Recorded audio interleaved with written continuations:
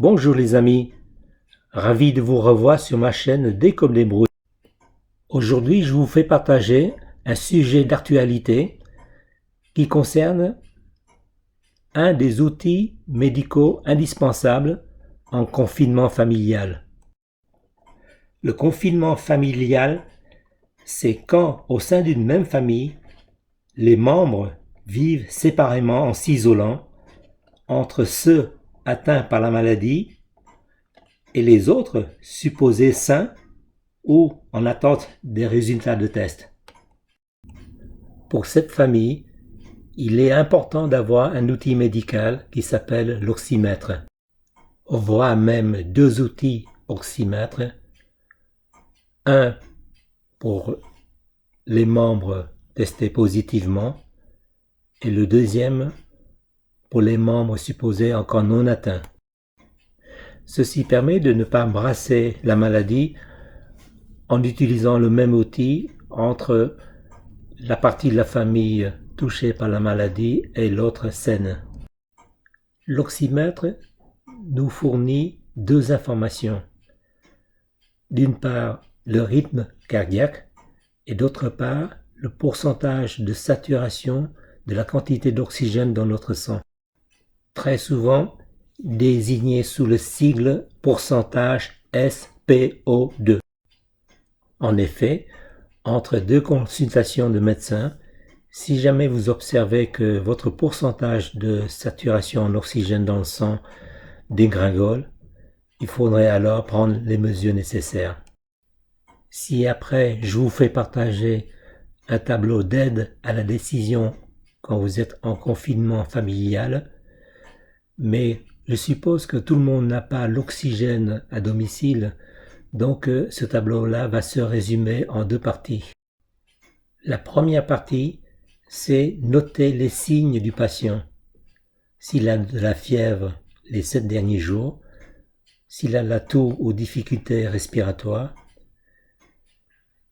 s'il a une fréquence respiratoire par minute élevée, ce qui se manifeste par une respiration accélérée, un petit peu supérieure à la normale.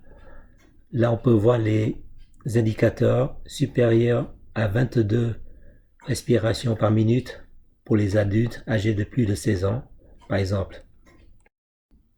Ou alors des signes de danger comme obstruction des voies respiratoires, détresse respiratoire sévère, le pouls faible, convulsions, vomi ou incapacité de boire. Quand le patient présente des signes d'urgence et que son SpO2 est inférieur à 94%, il est urgent de prendre des mesures nécessaires pour le faire suivre médicalement. Car je suppose que toutes les familles ne disposent pas de bouteilles d'oxygène pour pouvoir maintenir le SpO2 au-delà de 94%. Les deux vidéos suivantes illustrent l'utilisation des deux oxymètres.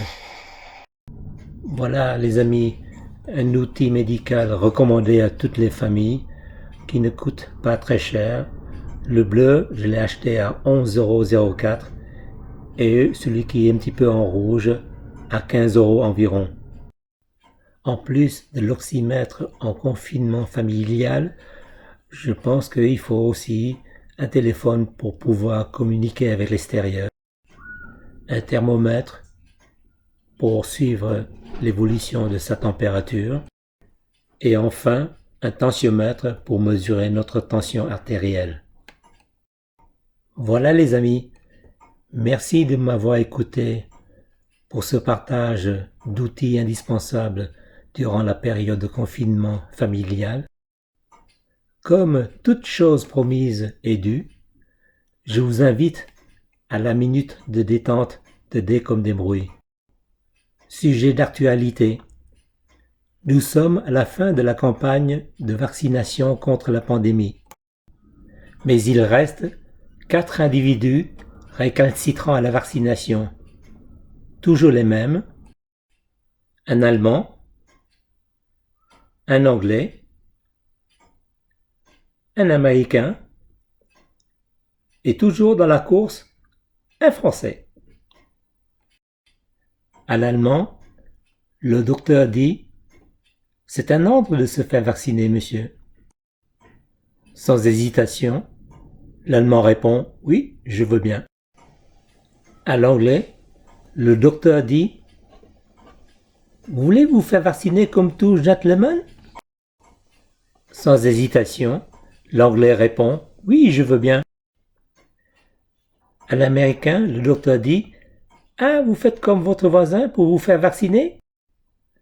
L'américain répond « Oui, je veux bien. » Arrivant au français, le docteur dit « Ah, désolé mon cher ami, nous sommes en rupture de stock. »« Mais c'est un scandale !» crie le français. Et c'est ainsi qu'on a trouvé la dernière dose pour le français et terminé la campagne de vaccination.